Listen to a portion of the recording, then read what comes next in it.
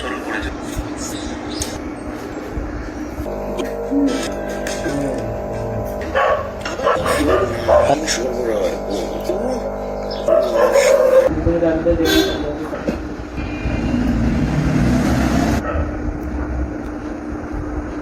নাকি অত যে কটা টাকা এনেছিলাম তার কোমরে গোজা ছিল। কোকেন কিনতে এসে আমার তো ভয় করে দেউড়িয়াদের আড্ডায় যেতে পাড়ায় আছি। দরজার ফাঁকে মুখ বাড়িয়ে স্বাভাবিক ফ্যাকাশে আপনি এ সময় কিছু না দাঁড়িয়ে বললাম ডাক্তারের এই উঠো ঘন্টা প্রমেরিয়ার বলতে মখমলের গালি চাপি ছেভাবে অশ্বিনী বাবু সে একবার বিছানাটায় থাকার সুবিধা হয় না, তাই তিনি একলা ফেলে রাখতেন না। কারণ পয়সা নিচ্ছি। অশ্বিনী বাবু রাখছিলেন।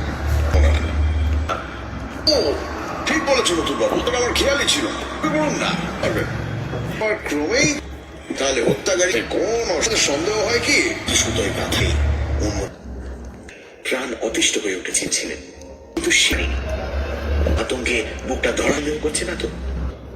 তিনি বাক্স এবার শীর্ষে উঠে এসেছে দেখে বলল এরিক অ্যান্ড